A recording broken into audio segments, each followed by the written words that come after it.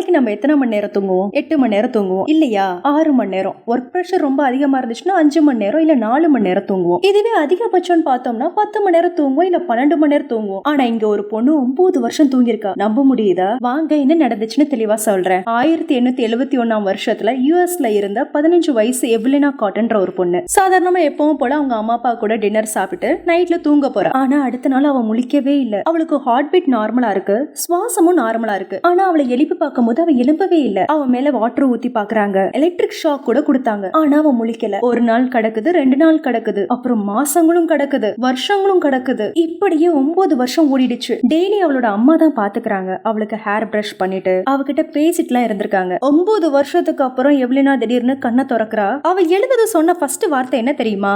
ஏன் எல்லாரும் இப்படி வயசாகி இருக்கீங்க?